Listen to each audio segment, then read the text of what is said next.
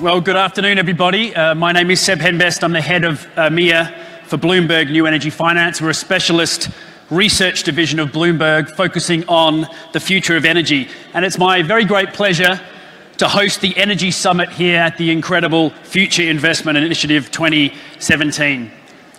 To open proceedings, please join me in welcoming His Excellency Khaled Al-Falih, Minister of Energy, Industry and Mineral Resources, and also the Chairman of Saudi Aramco.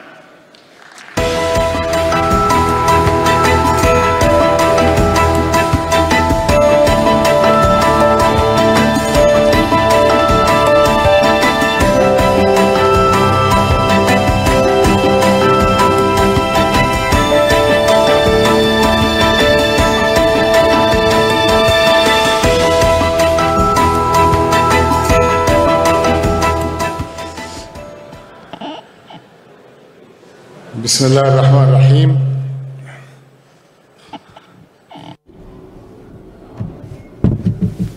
مساء الخير أيها السيدات والسادة أصحاب السعادة. أنا دائما تحديا أن أتحدث في وقت متأخر من اليوم، وأتحدث أكثر عندما أتحدث بعد شخص مثل صاحب السمو الملكي ولي العهد، حيث شاهدتم الجميع إطلاق هذا المشروع التحولي اليوم للذين قرروا أن يبقوا ويستمعوا إلى متحدثه. شكرا جزيلا، ومن الجيد أن أكون هنا، وسرني أن أكون جزءا من إطلاق قمة المستقبل السعودي. The rest of the sessions, I understand, today is going to be energy and the global transformations taking place in energy and how we in the Kingdom of Saudi Arabia are dealing with them and, dare I say, participating in a big way in shaping this energy transformation. And there is no doubt in my mind that global energy is undergoing a profound transformation. And it's driven by factors such as climate change legislation. The Paris Initiative, of course, was the climax of 21 COP negotiations that the Kingdom has been playing a critical part in, and we're happy to continue to engage in this global legislation leading to a more sustainable climate. Of course, innovative technologies, consumer preferences, and local and national policies and regulations are also playing a big part in this transformation that I refer to. This involves and touches on things like the rise of renewables, to the changing nature of transportation, a prominent subject from the beginning of the morning to the end of the day, and the evolution of energy is clearly highly visible, very impactful, and also incredibly exciting.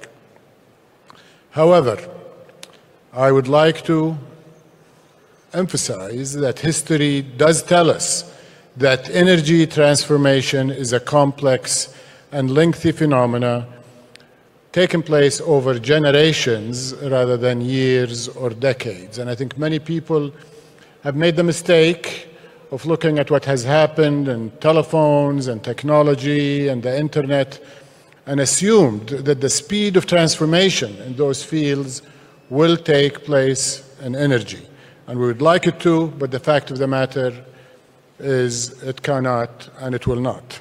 The development and deployment of energy technologies are marked by stops and starts, and the emergence of new energy systems seldom follows a predictable progression. As such, the future of energy could follow any one of a number of competing and sometimes conflicting scenarios and timelines rather than a clearly signposted, predictable route to tomorrow.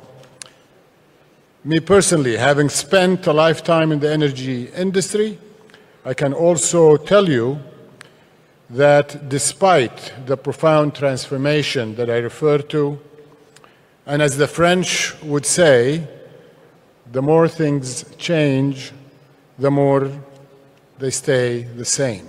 Allow me to explain. Despite the scope, scale, and pace of change, the story of the global economy will continue to exhibit growing global energy demand for decades to come, and I believe His Royal Highness talked about this in his session today. And while new energy will continue to gain ground, but the same sources that dominated the past will continue to account for the lion's share of supplies for the foreseeable future. At the end of the day, expanding energy demand will be driven by two key factors, neither of which is subject to unpredictability. Global demographic growth resulting in another 2 to 3 billion people in the planet by 2050, and the rising living standards across most of the developing world, where billions of people will be in the sweet spot of income above $10,000, allowing them and requiring them to demand significant amount of energy. As a result, energy demand is expected to rise by about 45% by the year 2050. That is a huge amount of new energy supply that needs to be provided. Talking about the energy mix, while renewables will be the fastest growing energy source in the next 3 decades, by 2050, surprisingly to many of us, they will only account for about 10% of the primary energy demand, and this is despite a very rapid growth rate. Petroleum, natural gas, and coal will continue to account for about 75% of the supply of energy by 2050. This is the result of alternatives starting from a very small base and a host of technical, infrastructure, and economic challenges that they will continue to face over the next 3 decades. Indeed, the counterintuitive case of coal, which I believe Amin Nasser touched on in the first session today, that tells us a lot about the future of energy. The Industrial Revolution of the 19th century was primarily, almost exclusively driven by coal. The last century was by all means the century of oil. And I believe this century will be the century of new energies, primarily renewables. However, today, despite 2 centuries of transformation, coal continues to account for higher quantities in absolute terms than it did back during the century of coal. So while it reduces its contribution in percentage terms, in absolute terms, it is continuing to grow. Looking at oil, even in 2050, it will account for 1/4 of total supplies of energy, which will grow by 45%, as I mentioned earlier, and in absolute term will approach 115 million barrels per day of oil. Gas, of course, will grow at an even faster pace. Increased demand for oil and gas, of course, requires the oil and gas industry to continue to invest in exploration, extraction, transportation, and all of the infrastructure that is required to provide it to consumer, but it also mandates the industry to reduce its environmental footprint and requires greater investment in areas like ultra-clean oil technologies, carbon capture utilization and storage, efficiency enhancements, and greater attention to hybrid technologies in automobiles. The combination of wise policy and advanced technology is a powerful one, and there is almost unimaginable potential for both incremental improvements in sustainability and breakthroughs in environmentally friendly technologies. Of course, for various reasons, the uptake of new energy technologies will not be uniform around the world, and affordability as well as the sophistication of the various economies is a big factor. For example, demand for electric vehicles will accelerate in developed countries, and we're seeing this in places like Norway and California. due to incentives and regulations, while in the developing world, cost and infrastructure considerations will sustain demand for petroleum-based vehicles. I would note that in the Kingdom, we will be establishing a vehicle manufacturing industry that will supply the full mix of vehicles that the global economy will demand. These will certainly include conventional and hybrid vehicles, EVs, and likely some fueled by hydrogen, which we believe will play a part. Given such complexity, I believe that governments should set strategic economic and environmental goals and enact enabling energy policies, but avoid picking winners and losers among individual energy sources and technologies. Rather, we should allow free market competition, which is the surest path to the best technologies winning and delivering the greatest benefit to both society and our natural environment. Market-driven flexibility also allows individual countries to make the most of their resource endowments, to optimize their systems of energy production and consumption, to invest smartly in emerging energy areas, and to better leverage their unique competitive advantage.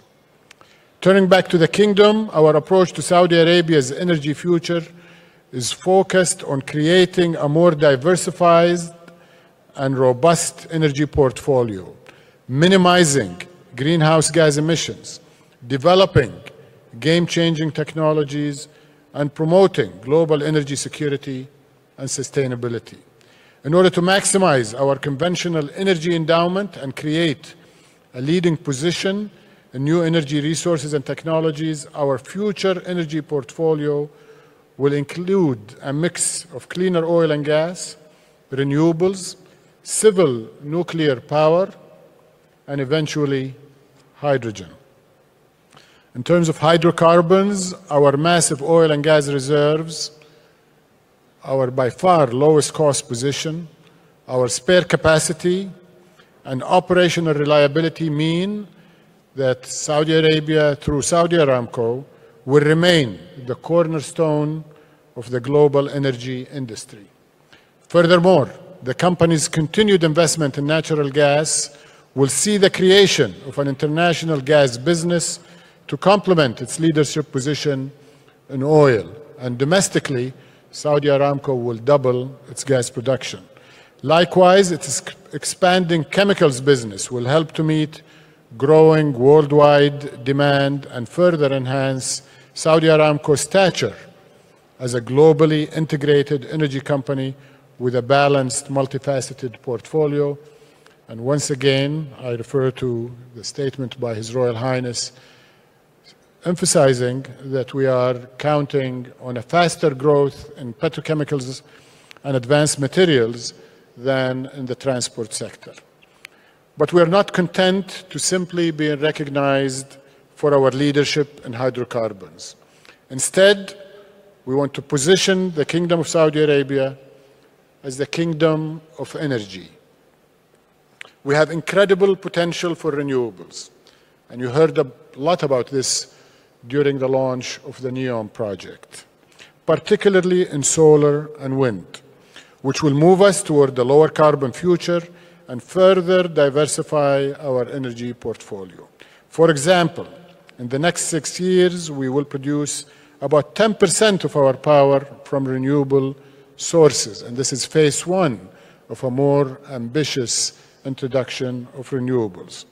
And we just broke world records in obtaining the lowest bids for private sector developed and financed solar power plants. Nuclear energy, as I've already alluded, also holds great promise for the Kingdom. And in last July, we launched the Saudi National Atomic Energy Program, which includes the construction of 2 large nuclear power reactors on one site, as well as development of the next generation of what we call smart reactors, small modular reactors. Of course, our discussion of energy today takes place within the context of the transformative Saudi Vision 2030. As you know, this comprehensive blueprint for economic and social development is nothing short of a reset for the kingdom's future, with economic diversification and global investments helping to achieve our national objectives. Saudi Arabia's future will also be distinguished by a focus on innovation and entrepreneurship, game-changing technologies, the migration to a knowledge economy, and a host of soft factors centering on human resource development and quality of life initiatives for our citizens, which are central to what the PIF has announced today and will continue to do in their national investment programs. And as you have seen, energy will remain a major contributor to our prosperity, both conventional and new energies. We will continue to be the leader in conventional energy sources while we stake out a leading position in emerging energy areas, and the Kingdom will maintain its role as a keystone of global energy security and sustainability. To build such an ambitious future, we will need the cooperation of international partners and investors, and I invite all of you who are with us this week to explore these tremendous opportunities with us.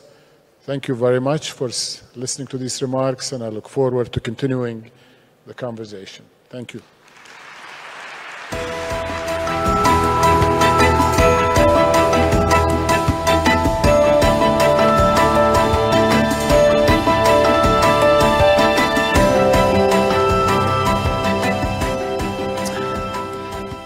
Your Excellency, thank you very much for those words.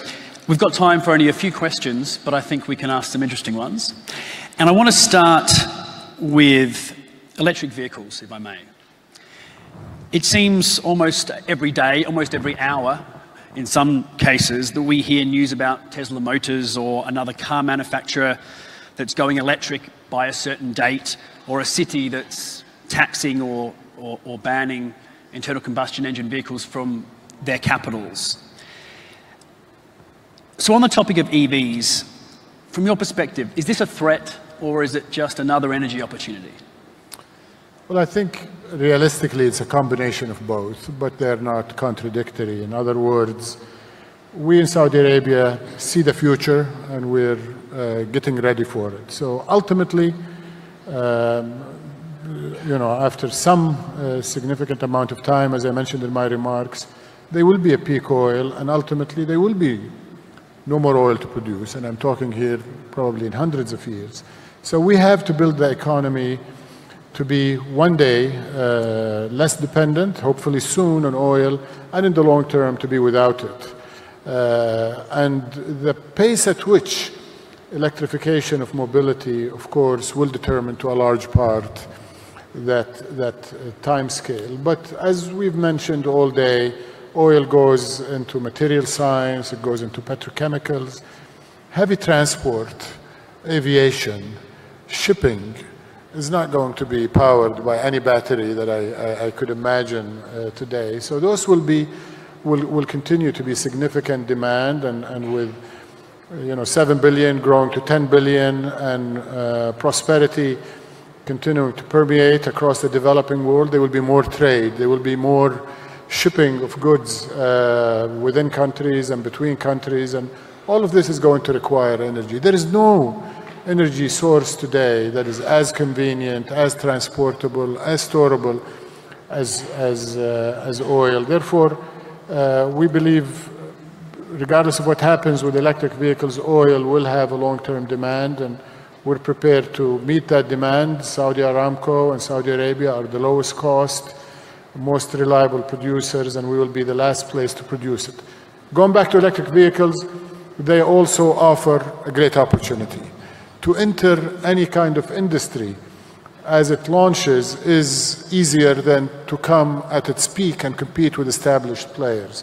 We have been trying to build an automobile industry for some time, and we always find capacity issues and competitiveness of our industrial sector being constraints in launching those industries. So I see the need for global capacity in batteries and EVs is an opportunity for Saudi Arabia to establish that industry. It just so happens that 70–80% of the supply chain and the manufactured parts in electric vehicles are also applicable to conventional vehicles. And of course, the kingdom is rich with materials. We have aluminum, we have, of course, plastics and rubbers and elastomers, and all of these are key components, and steel as well. So we think by being able to build new capacity for EVs, which will be rising in demand, we're able also to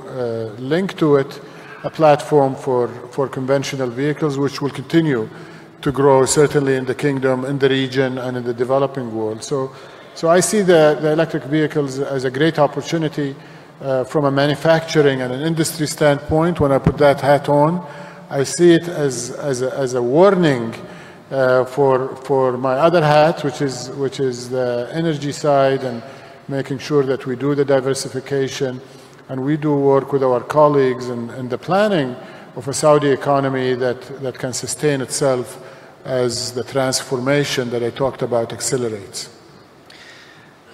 Let me change tack for our second question, and it would be remiss of me not to ask about the Aramco IPO. The angle I want to take is perhaps a little different to what people might expect me to ask, but it's this. I mean, as people are thinking about investing, oil demand looms large, and they have to make a call on whether the forecast for demand is going to play out as the experts say or not. So how certain are you about that demand outlook, and how can you make sure that people take that into account when they're considering this? Well, I think demand is a lot more resilient than many people want to admit. If you look at the last 3 years, once prices, and it's also elastic with price, once prices came down from the 3-digit range to the $50 range, we saw demand increasing measurably and dare I say significantly.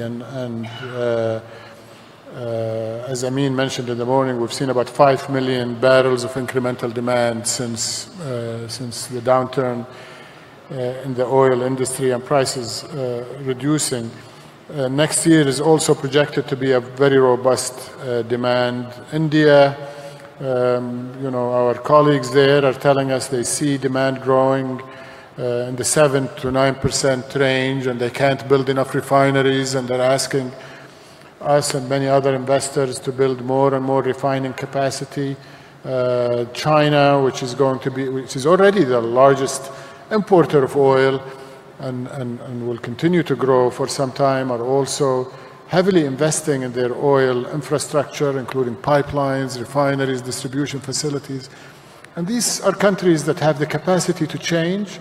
They have the ability to switch if they could, but they're seeing oil, as I mentioned before, as the most convenient, the most competitive, the most economic, and in the overall picture is probably the most environmentally sustainable, because if you take oil out and force other technologies, you may end up actually regressing. We've seen countries that have had stopped nuclear suddenly going back to coal in their power generation. We think many countries may go back to biomass and coal if we withdraw oil too soon and force electrification without a sustainable electric supply system. So I think we have to be cautious about how we deal with the transition, and therefore I think the projections I talked about earlier are based on globally recognized agency like the IEA.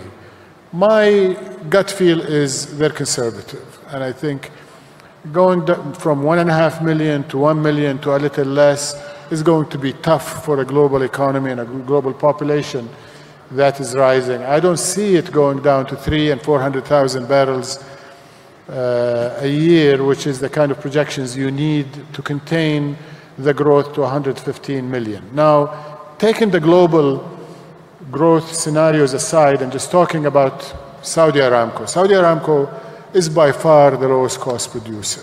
If you look at low-cost conventional oil, Saudi Aramco has exclusive right to about 25%, if not more, of these conventional resources.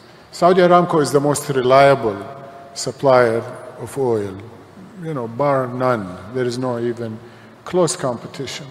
So regardless of what happens globally, if there is shaving of suppliers, Saudi Aramco is going to be the supplier of last resort, and I'm certain that the last barrel that gets produced globally is going to be here in Saudi Arabia, and it's going to be by a great company called Saudi Aramco. So I don't think anybody should worry.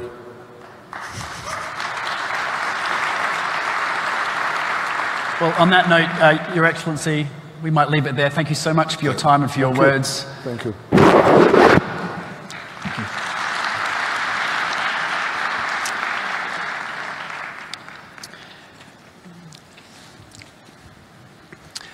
Now, at Bloomberg New Energy Finance, we strongly believe that if you have the right data, you can make the right investment decisions. And so I'm going to spend the next couple of minutes putting some data behind some of what the Minister just said. Not all of it agrees 100% with what he said, but it's along the same lines.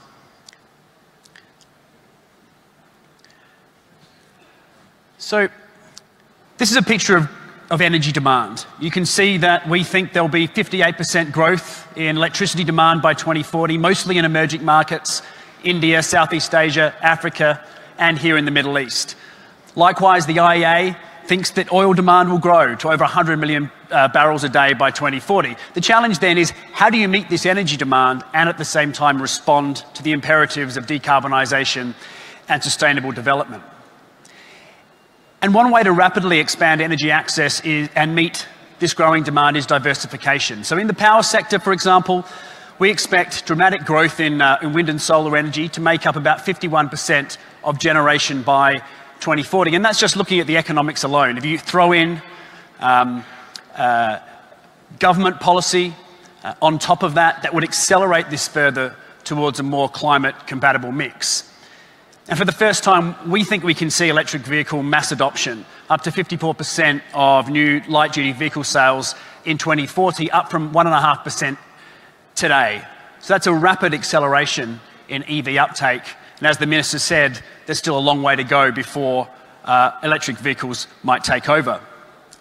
In terms of finance, well, we think there's a 10 to 12 trillion in new investment just for power generating assets alone. The bulk of that we think will go to zero carbon, but that's before we get to electricity grids, pipelines and fossil fuel production and other energy infrastructure which will require trillions of dollars more.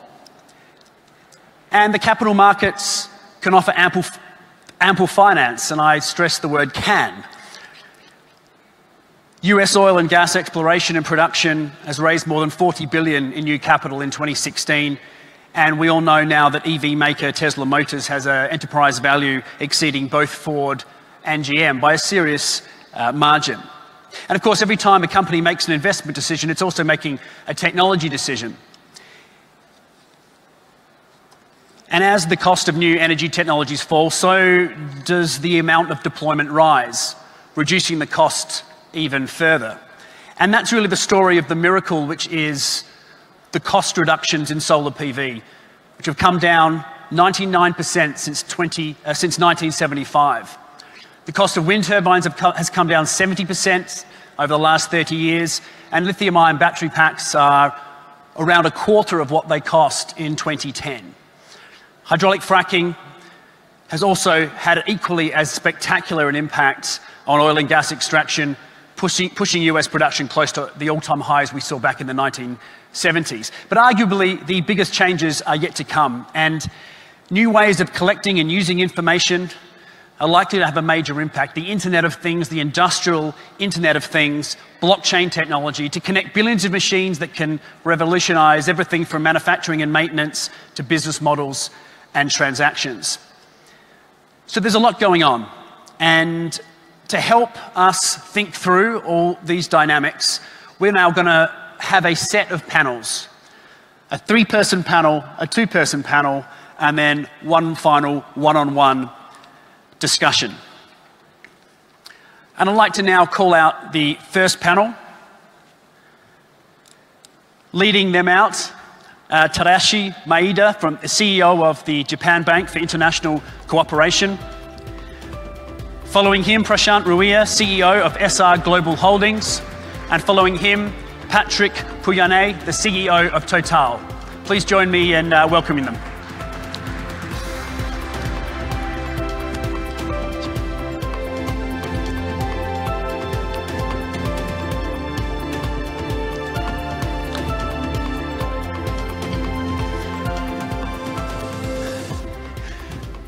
Gentlemen, thank you very much for joining us for this session.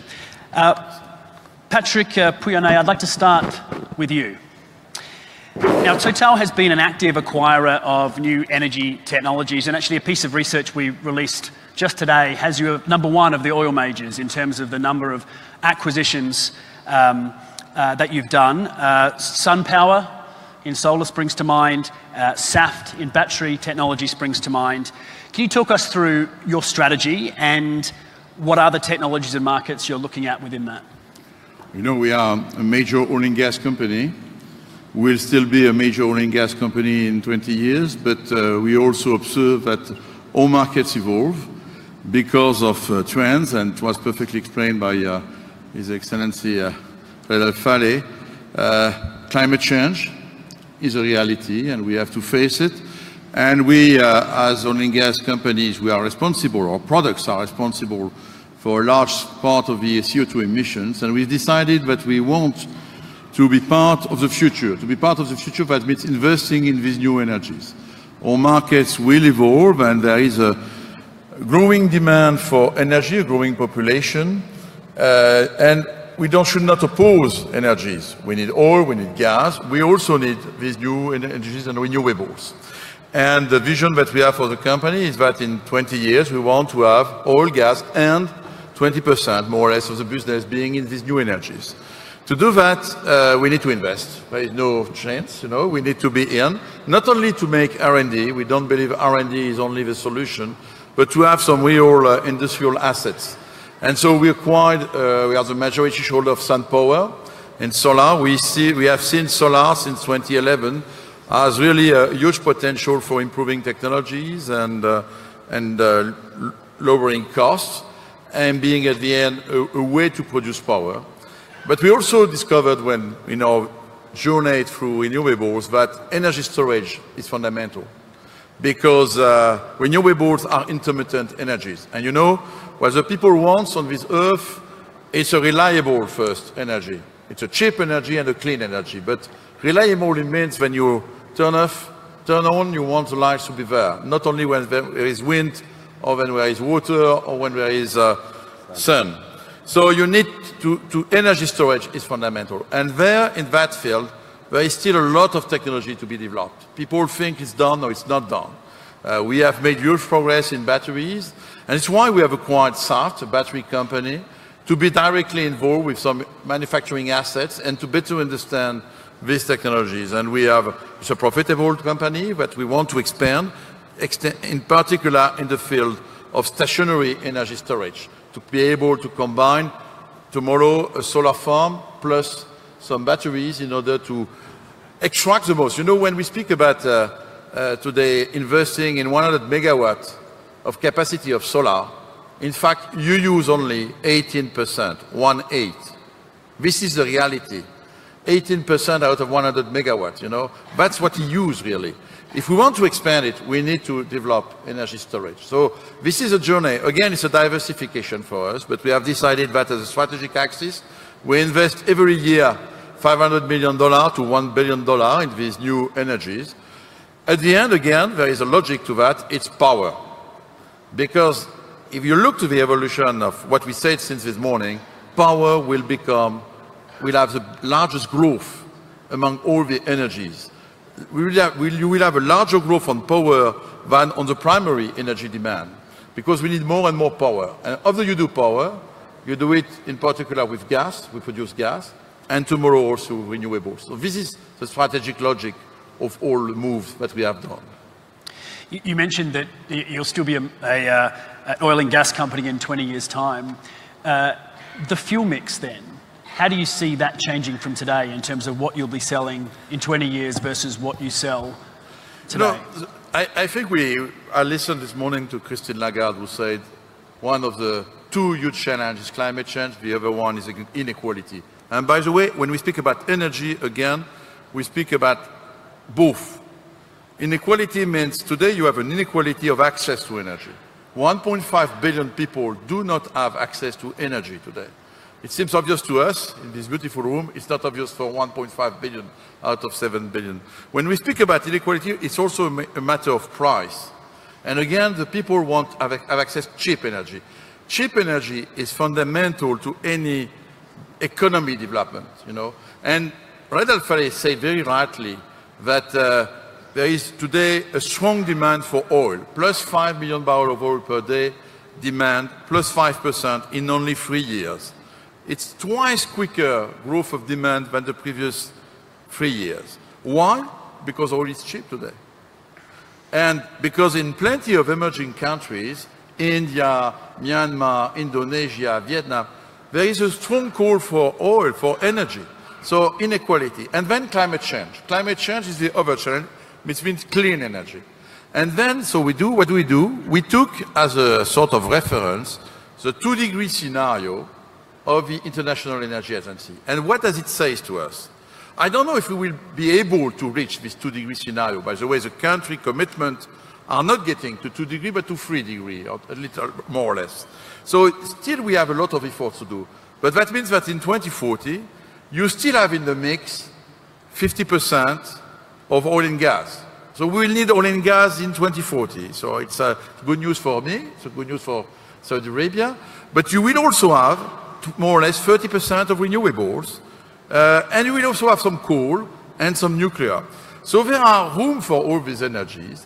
And in particular, one of the big trends, if we want to be on the 2-degree roadmap, is to have a strong development of gas. Because gas is really today, among all the fossil fuels, the cleanest for hydrocarbon. When you burn gas in a gas-fired power plant, the emission of a gas-fired power plants are twice lower than the emission of a coal-fired power plant. This is the reality. And you know, we would be on the 2-degree roadmap immediately in this world. It's not enough to explain that. If we were able, in a dream, we spoke about dream, it's not a big dream, by the way, to replace all the coal-fired power plant today by gas-fired power plant, we will be immediately on the 2-degree roadmap today, without making much more effort. So that's the reality of our business, and it's why we believe in it. That's a good segue into a discussion with Tadashi Maeda. Could you talk to us about investing in gas? We know that the Paris Agreement has a limit on CO2. There's anti-nuclear sentiment spreading in many places in the world as a result of the disaster that occurred in Japan in Fukushima. Given you're a funder of both power generation and upstream production, what are the challenges to expanding gas in the way that Patrick describes? Well, actually, Japan now imports all of gas by LNG. And in terms of the percentage share of world trade in Japan is now the 40%. And the JBIC finance all of the LNG project as a strategic investment and the instrument of government of Japan. And the key challenge in the gas market right now is one is the price. Price now mostly linked to the oil right now, especially gas to Asia. Because of the market has been divided and segmented regionally, therefore that we need a more competitive and transparent, flexible market. In this regard, we are very concerned about the conventional way of a contract, of the long-term of the contract, which is a destination clause. Most recently, Japanese Free Trade Commission announced its concern on this destination clause might be a threat to the fair trade. And the Korean Fair Trade Commission did the same thing. Therefore, that we need to make this gas market and more flexible. And now, Japan now imports roughly 89 million tons per annum of natural gas after Fukushima accident. But now, not all, but less than 10 nuclear reactors in Japan is going to restart. We have the 50 nuclear reactors. So out of 50, only 10 restarting. But still, we are strong the commitment to the safe and clean energy, which is nuclear. Therefore, that we are still going to make some of deployment of the safe and stable source of power, which is nuclear.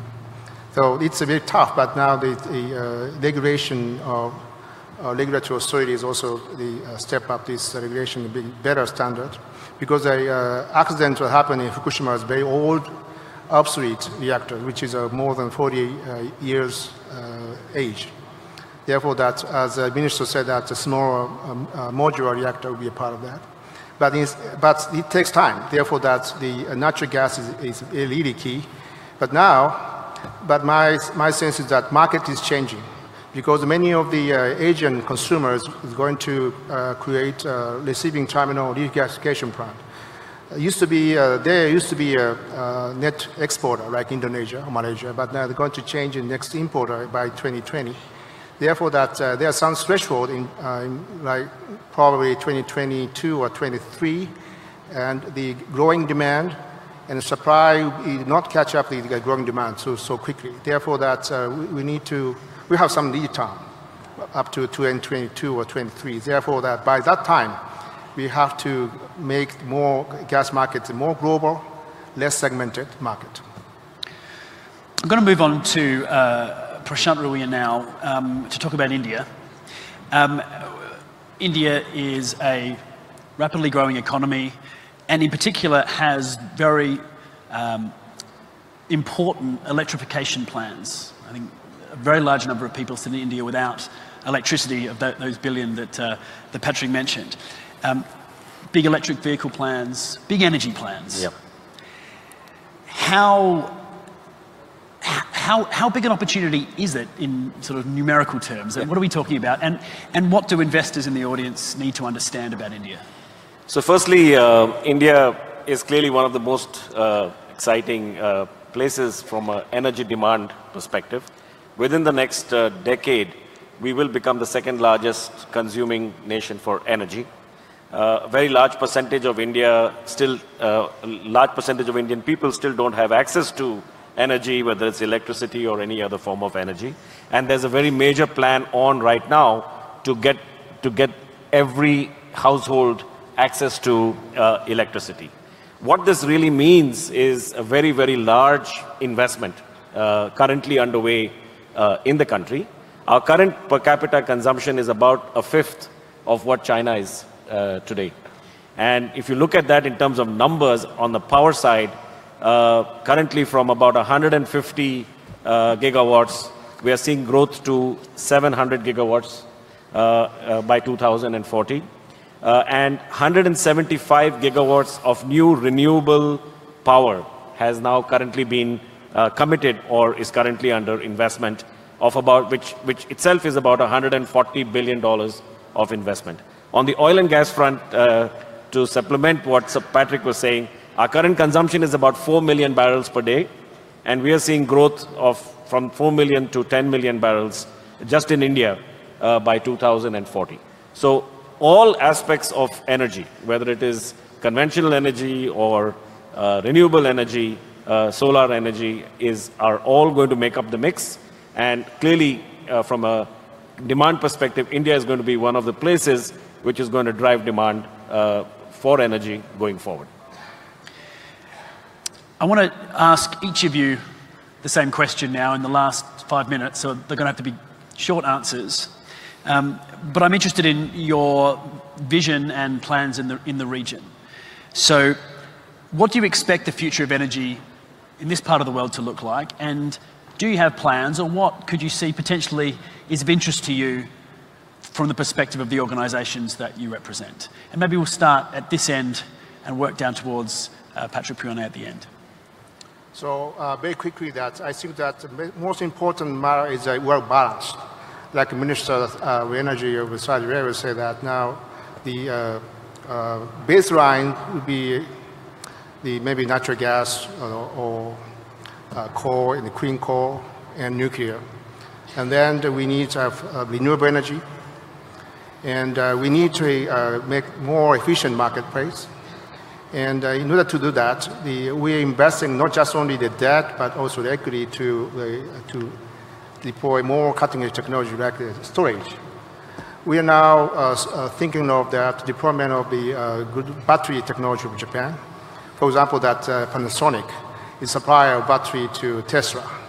But more advanced battery will be creating by venture in Japan to be deployed to a zero-emission vessel, the fully electric vessel. The electric car is going to be more popular right now, but the electric vessel is not yet. But very soon, we're going to make some of the new business model of this fully electric vessel, and the oil cannot be banned as a fuel. So that's a big chance and challenge. Well, at SR, we are blessed to be in India in the middle of this entire growth. Over the last 4 decades, we've invested very heavily in metals and mining and energy, both power generation and on the oil and gas side. In fact, over the last 10 years alone, we've invested close to $25 billion in various projects in the sector. And as I just mentioned, seeing the growth and seeing the demand in India, we continue to stay invested. We are looking at investing more on power generation and even on renewables, and continue to stay invested in oil and gas in the region. Clearly, there's going to be also a shift from the conventional energy sources, as I mentioned, to the renewables and electric vehicles and all of that. And clearly, we see this as a huge opportunity to invest over the next 2 decades. You know, the future for the region is not complex. This is the region of energy. You have more than half of the reserves of oil, more than half of the reserves of gas. Total is born in this region. So, and this is a region where you find the lowest cost resource. So it was perfectly said again by Khaled El-Faleh. This last drop of oil or gas will come from here. So, and what we've done in the last 3 years is, in all the countries and in Saudi Arabia, is to invest heavily in our company in the Middle East, Abu Dhabi, neighboring countries, Saudi Arabia, because we strongly believe that it is here that we will continue to be an oil and gas profitable company. Then, Total, in 20 years, again, as I said, we'll have 20%, I think, in new energies, power, renewables, 80% in oil and gas, and probably more gas than oil, because again, it's a question of markets. And there will be a strong drive for gas markets, like for renewables. So this is our future. We want to be a responsible energy major. We are today among the largest companies, not as big as Saudi Aramco, but I mean, Nasser had an easier job than myself, but at least we want to compete and to continue to be a responsible energy major in 20 years. We have 2 minutes, so I'm going to do this to you again. You all spoke for less time than I anticipated, so we've got a chance for one last intervention. Can each of you also tell me, what is the thing you're watching most closely for the future of energy to 2040? What's the thing you're watching most closely? Is it a technology? Is it a market? Patrick, with you. Clearly, it's a technology. You know, I joined the industry 20 years ago. 20 years ago, nobody was speaking about unconventionals. Nobody. It was not existing. Why? And it's a field, because when the price went up from $10 per barrel in 97 to $100 per barrel, again, because we are driving for cheap energy, we opened the door to new technologies. We developed fracking, we developed all these unconventional, we developed these sources. Nobody was speaking about it. And we also opened the door to renewables, by the way. You know, it's a $100 per barrel, which makes all these renewables, solar and wind, possible today. Because people in all the countries around the world, okay, if oil is expensive, we need to find another source of energy, which is already clean. Economy and ecology goes hand in hand. So I strongly believe, and this is one of the big difficulties, that in the next 20 years, we will be surprised by your capacity to innovate and to drive new technologies. And we have, a lot of excitation today about lithium-ion battery technology. I can tell you, being in this battery business, lithium-ion is probably not the best battery system for the future. And we will find much more efficient system to make batteries in the future. So yes, technology definitely will drive our future in energy business. Clearly, I fully agree with what Patrick's saying. Technology, and the biggest advantage we have, at least coming from India, is our ability to leapfrog technology, because we are investing heavily now, and the new technologies which are available can provide us a lower cost, cheaper cost, and more environmental friendly applications and for energy, and clearly, for me personally, I think the electric vehicle and the adaptation of that will be a huge game changer, because India is going to get or create demand for about 260 million vehicles over the next 20 years. So, that's the space for us to watch out. Tadashi Madi, your last word. Very quick and last word. One is a energy storage, which is a battery and technology. It's a very cutting-edge technology, very important, especially an energy management system. Using this cutting-edge battery system will be the future of the energy. And artificial intelligence may some contribution to this energy management. That's a very quick answer.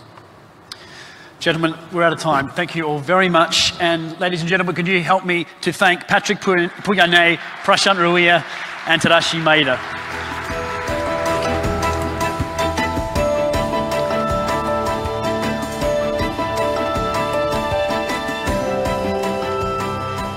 For the next panel, don't go anywhere, we have two more. I'd like to invite up the CEO of Sustainable Energy for All and Special Representative of the UN Secretary General, Rachel Kite, and joining her, Anders Runevad, who's the CEO of Vestas Wind Systems.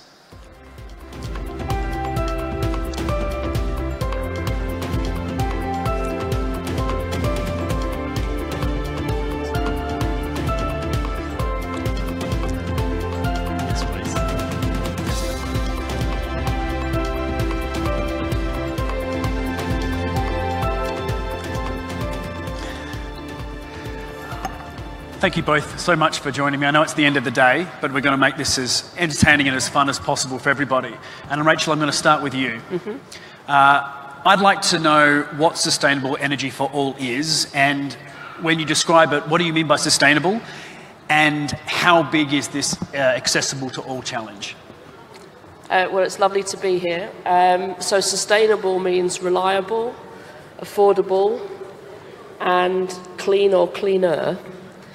And the agreement around that came from the international community when it agreed the Sustainable Development Goals in 2015. One of those Sustainable Development Goals is that there should be sustainable energy for all. And that was made all the more urgent by the Paris Agreement on climate change, which was mentioned by the Minister when he opened the session.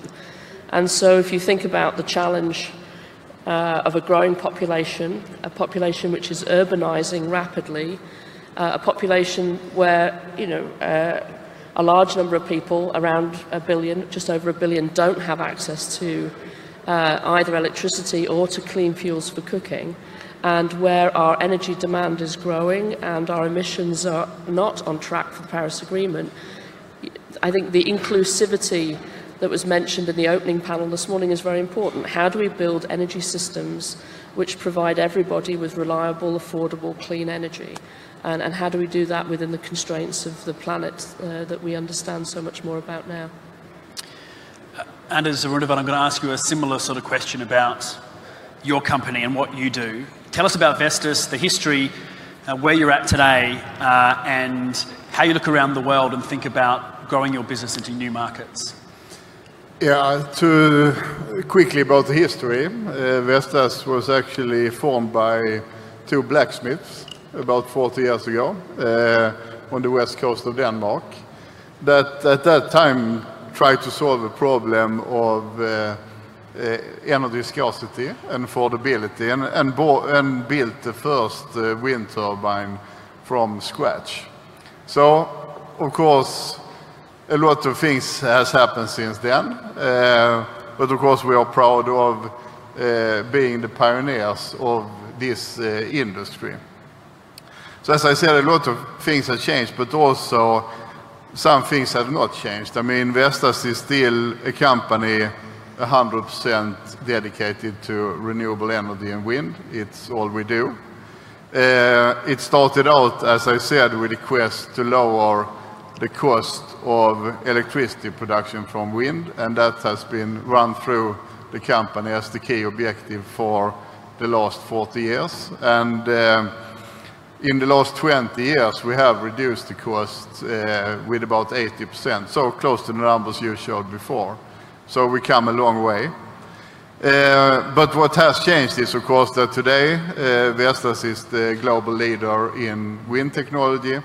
We have delivered 85 gigawatts in 76 markets.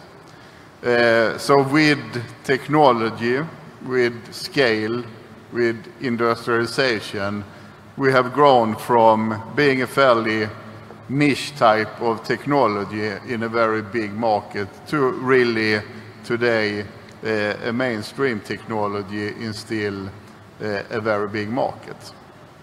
Let me switch tack and stay with you, Anders, and ask you about the parallels you might draw between your old industry, which is telecoms, and the changes that happened in telecoms, and what we're looking at in terms of the energy industry today. People use the metaphor a lot. Yeah. Is it a fair one? I think to some extent, definitely. I mean, there are a lot of similarities. If I start with, I mean, it's both industries that are absolutely key for development of society and countries. A good telecom, mobile data infrastructure drives growth. A good energy access drives growth and development. So from that aspect, I think that it's similar. I think from the second aspect, what happened in the telecom was, of course, because it's both policy-driven industries. What happened in telecom that sort of enabled the mobile revolution was, of course, that you had a liberation of the markets. Many markets had one single monopoly that handled all telecommunication, and with the introduction of new technology, you deregulated the market. The same thing is important for the energy, that the market is deregulated, adapt new technology, but it's still a policy-driven market. So I think there are similarities there. From the other aspect, what we did in the mobile industry was, of course, that we use technology and scale to get the cost advantage. With technology and scale, mobile infrastructure soon had the cost advantage of fixed network infrastructure. And with that cost advantage and the great benefit that mobility gives the consumer, that was really what fueled the mobile telecom revolution. And I think similar for renewable energy and wind, that we need to get to cost parity with the fossil fuel. We need to use technology to get there, scale industrialization to get there. But once you get there, then of course the benefit of having clean technology with the great benefit of combating climate change is the reason, if you then also makes all the financial sense in the world, to actually further scale up. I think though it will take probably, if we manage to do the mobile revolution or the telecom revolution in 15 years, will take a little bit longer in the energy landscape to be realistic. But last year, of all new electricity being built, wind was about 20%.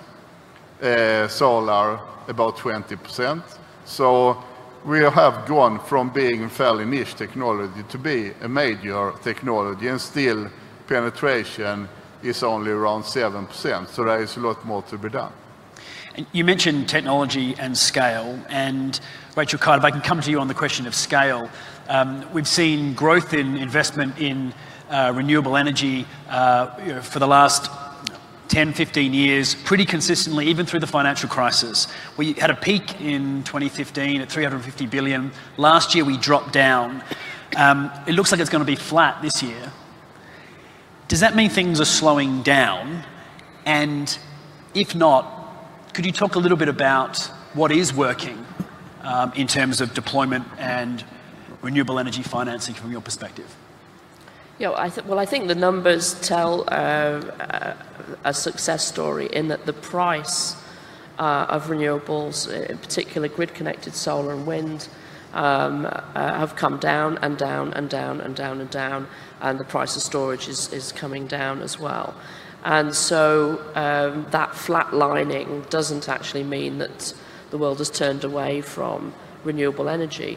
And we're seeing, greater and greater sophistication and replication of auctions, and we're seeing great success for those countries that are using them. I mean, Argentina is a recent example, but there are many others, right? And that's across the world. So that's all good.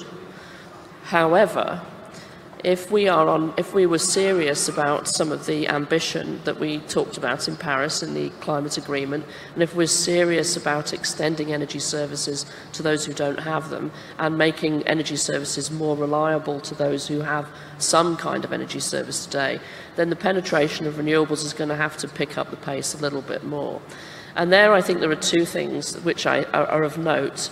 One is, and many of the bankers have left at this point in the afternoon, but there's been a whole conversation here today about the price of money and how cheap it is, and yet it's not finding its way into infrastructure projects with a technology which is good for people, which could extend services to more people and could tick the box for inclusivity, could tick the box for growth. It's very difficult to grow without energy services. So I think there is something interesting there, and that goes to also policy. And there is still all kinds of inbuilt bias in both energy policy and economic management around the tail that we have in the fossil fuel industry. So we still have growing amounts of harmful subsidies for fossil fuels, and we still have policy incoherence across the board. So I think that given that these technologies are now coming down in price, given that they are deployable at scale, there is time and an urgency, I think, for governments and for energy managers to look at how they're going to speed up the penetration of renewables a little bit further. Final point I would make is that we've talked a lot about electricity today in different sessions, and electrification and EVs, etc. Almost 1 in 3 people in the world today cannot cook a meal cleanly, because they have no access to clean fuels. In fact, what they do is endanger their children's health and their own by cooking a meal. We have 6 million deaths a year from indoor air pollution. Big markets for clean fuels is going to be important there as well. And, this is where markets for gas become important. This is LPG, not LNG. But it's also an opportunity to sort out what are we trying to encourage, what are we trying to discourage, and make sure that the policy playing field is set for that world. In terms of technology, and I'm not sure we're going to solve that final part of the puzzle in this session today, but partly because wind is better at scale than at domestic small scale. Yeah. But in terms of scale, we're now seeing wind turbines of 9 megawatts plus being planned and deployed. There's talk of 15 megawatt turbines. How big are these things going to get?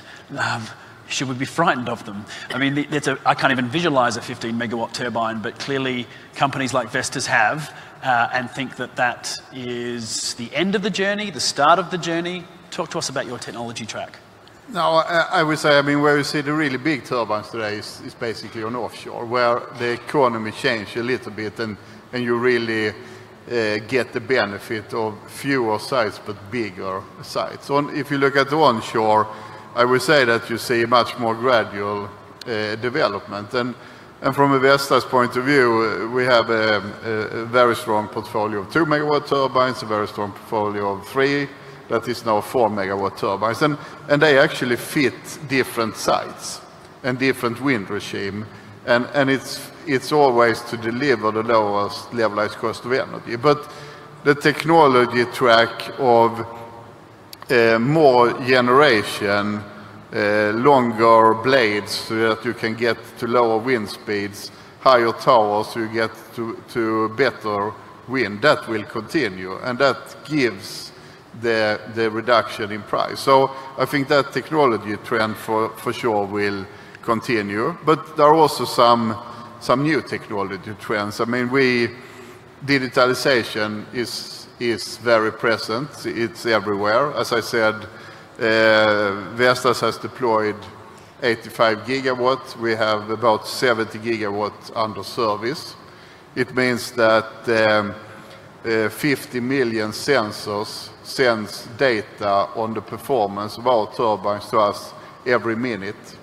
We use that data not just in the design of the next turbine, but we also use that data to increase the reliability, to reduce what we call the lost production factor.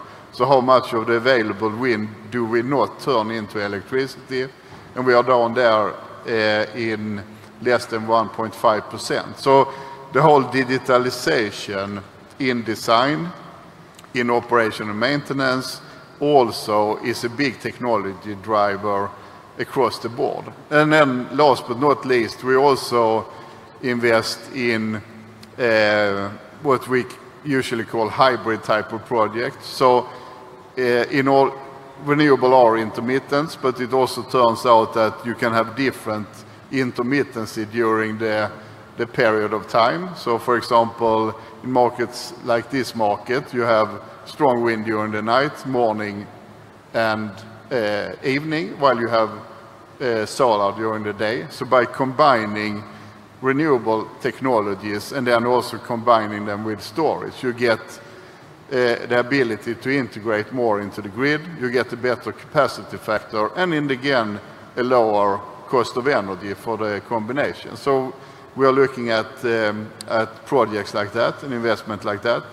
And last but not least, technology, the good thing, it never stops. So of course there are new materials on its way, there are new type of drivetrains on its way, there are new types of scaling. We challenge the current way of building turbines. We've done a trial of what we call a multi-rotor, which challenge the current scaling of wind turbines. So being an engineer myself, I'm fairly optimistic about that we can continue to drive the technology. And from that aspect, it's still a fairly immature industry. And finally, the last word from Rachel Kite from you on this very simple question, and it might be a one-word answer, but feel free to take a couple, and that is it technology or finance which you think will be a bigger driver of achieving your goals at sustainable energy for all? Well, it's going to have to be both, and finance at the moment is far too conservative in understanding how quickly this transition is going to change. I understand the words of caution from the Minister that this isn't going to sort of change overnight, but the transition's underway. We're decarbonising, huge opportunities in capturing and using carbon. We're decentralising, huge opportunities in the off-grid market for the 1.5 billion people and all of their businesses who don't have energy today, and the 3 billion who can't cook. And we are digitalising, so huge opportunities for super efficient appliances and tools for, again, for low-income people in an equalising world, and huge opportunities for demand-side management and being able to use energy in a much, much, much more efficient way than we can today. On that note, we're going to leave it there. Thank you both very much. Can you all please help me to thank Rachel Kite and Anders Rudevad for their comments? Thank you.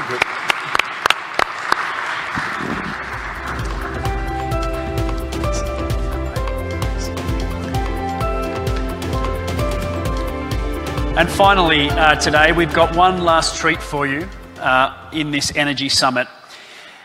And that is my final guest, Mr. John Rice, who is the Vice Chairman of GE. He's been with GE for 40 years and is probably the best placed person that I can think of to talk to us about technology. Please welcome him to the stage.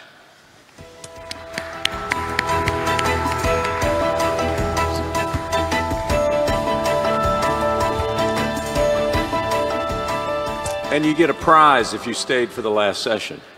I think this is the prize, isn't it? No, not me. Surely. Not me. Well, thank you very much for joining us. And I want to start almost where Anders left off. And that's to start talking about the Internet of Things, or in terms of what he was mentioning, it's probably the industrial Internet of Things. Can you explain to the audience what we're talking about?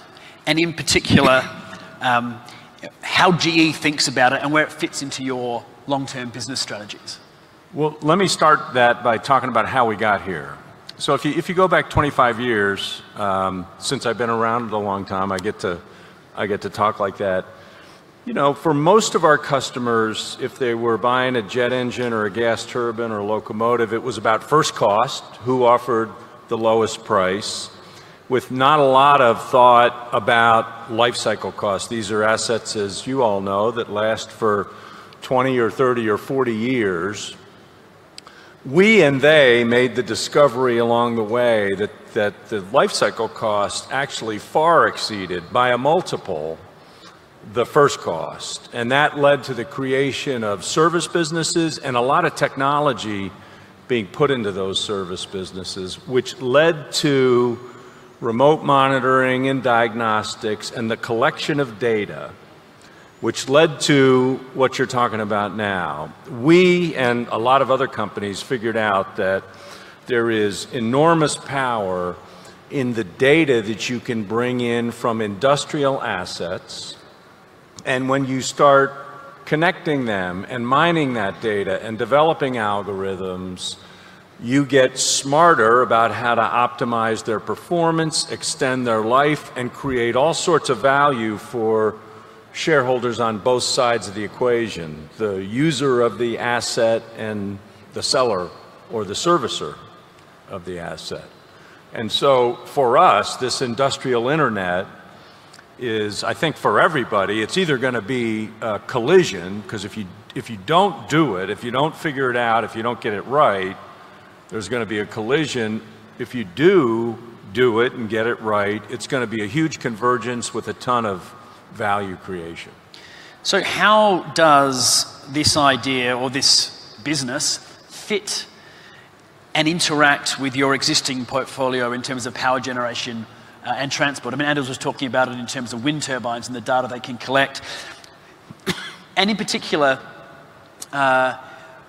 especially now when we're thinking about transport being electricity driven, potentially more and more in the future, how does that all come together in a great sort of writhing mess of complexity, and how do you see through it? Well, a couple of ways. I mean, first of all, it's the installed base. I mean, we monitor 30,000 jet engines every day in flight, takeoffs, landings, different ambient conditions.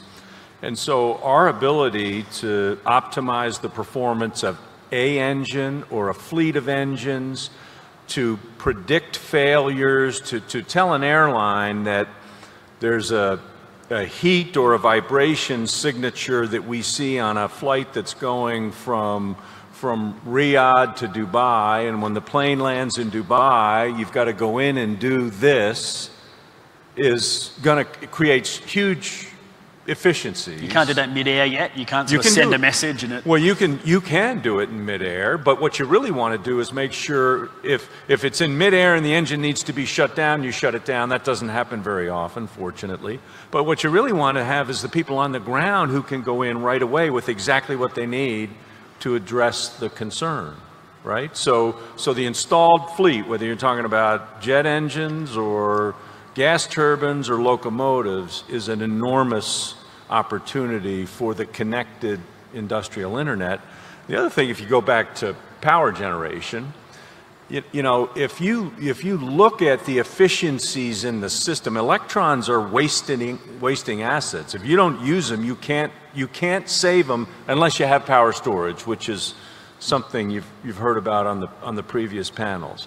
And that's going to come, but what the connected internet gives you a chance to do is manage that electron flow from the point of generation to the point of consumption. If you take India, which Prashant was talking about, half the power gets lost before it gets to a customer, and half of that doesn't get paid for. So your ability to do smart meters, to do meters that require you to pay to get the electricity, all of that stuff, which is going to come with this connectedness, is going to change the way those electron flows. It's going to create benefits for the generators and the transmission groups, and it's going to force a market-based reality. You know, if only a third of the people in India are paying for power, they can't solve the problem that 200 million people don't have it. So I want to change tack a little bit now and talk about finance and this building, maintaining, potentially much more efficiently, but building, maintaining the energy infrastructure of the future. It's going to require the trillions of dollars that we've all identified. Much of it needs to take place in locations where traditional bank finance is difficult or lacking, insufficient, if there are some funds. GE potentially can help solve that, right? Companies like GE. So can you talk to me about the role that you play in infrastructure finance and what the opportunities are? Excuse me. We play a little bit of a role because we both provide some of the capital if we like the project, if it's strategic, if it's a country and a partner that we want to work with. But our goal isn't to put a lot of our capital into long-lived infrastructure assets, because our job is really to develop the next generation gas turbine or wind turbine or jet engine. So that's what we want to put most of our capital into.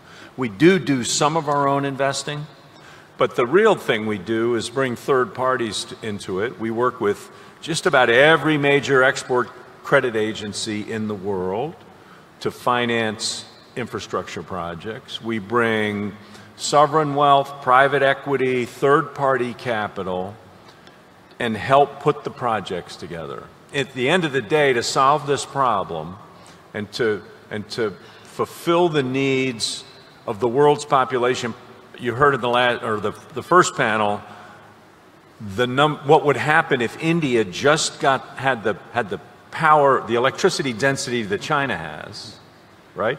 Well, there's still 1 billion people in the world that don't have any access to electricity, right? We haven't talked about Africa, where there's 500 million, right?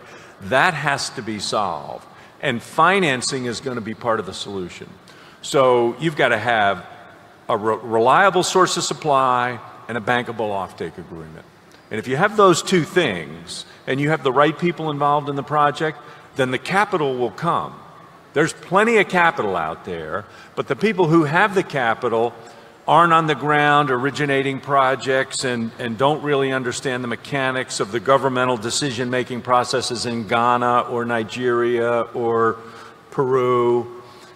That's where we come in, because we've got people in those countries, so we can help put the deals together, and others. We're not the only ones that do it, but that's really what's required. You will not solve the problem if you don't have a stable source of supply and you don't have bankable offtake agreements. One of the key goals of the Saudi Vision 2030 plan is localization of the energy sector. I understand that you've got quite a lot of experience as a company in this area. So what is your experience, and what role might other multinationals play, and how should they go about that? Well, first of all, I think that the Saudi government, for a while, even before 2030, but certainly 2030 drives it home, understands that if you want to have sustainable, inclusive growth, you got to be creating jobs. And in Saudi Arabia, those jobs have to come from a diversified economy, and there have to be more manufacturing jobs, and that leads you right down the path to localization. You know, to localize effectively, you've got to have scale, and you have to have human capital. There's far too much talk about the investment, the initial investment, the number of employees. What's the size of the investment? $50 million. How many employees are you going to have? Well, we'll hire 300 in the first year. Nobody ever talks about training or capacity building or what's going to be done with that workforce to ensure that they not only compete today, but they compete in the future. And where's the volume going to come from, right? How are you going to have enough volume to actually allow that workforce to build and scale products, not just for the Saudi market, but for export? So we have we manufacture parts for gas turbines, and we've just done a JV with Dusur to manufacture gas turbines. If I take the first part of that, the parts and repair business, 60% of what we do in that plant gets exported to 40 different countries. So that's what you want when you talk about localization, because that's a globally competitive service operation. And if you are bringing people in to localize just to feed the domestic market, you're only solving half the problem. You have to have, I mean, to me, the measure of effective localization is what the facility looks like after 3 years or 5 years. Do you have more people or less? And how much of your volume are you able to export and compete successfully in global markets? And that brings me to the final question I think we'll tackle, which is about automation. And you know, we know Saudi Arabia is a young country. I think the stats I've got are 26% of the population is under 14, 45% under 25. We know it's digitally savvy, just looking at where we are today. How do you imagine a sort of young, digitally savvy country engaging in this localization effort while at the same time we're reading about and trying to understand the impact of automation on work? Pulling those things together. All work is going to change. Every job is going to change. You know, I started with GE in 1978, and there were a lot of people in our company and other companies that thought, well, geez, I'm going to start this. I could do this job for a long time, do the same job until I retire, 10, 20, 30 years, 40 years. And there were a few people in manufacturing in some areas that could probably do that, right? That will never happen in the 21st century. From here on out, your job, whether you're on a shop floor, you're in a service shop, or you're the CEO, your job is going to change dramatically. And if you're not ready for that, you're going to get disenfranchised. And I don't care, it's not just the 20s and 30 somethings, it's the 60 somethings, right? You're not, if you think about this, anybody who thinks they can do the same job tomorrow they were doing yesterday and be successful has missed the boat. And so I think automation is going to change the way work gets done and the nature of what we do. And if we adjust, we'll end up doing things differently and we'll be just as successful. And if we don't adjust, we won't be. Well, on that note, I think we're at the end of our time. John Rice, thank you very much for a most insightful discussion. And that also brings us to the end of our Energy Summit here at FII. And I hope it's been an informative hour and a half or a bit under. I've certainly had some interesting conversations. And so once again, can I ask you to thank John very much for his time, as well as the other speakers. And I wish you all a very pleasant evening. Thank you very much.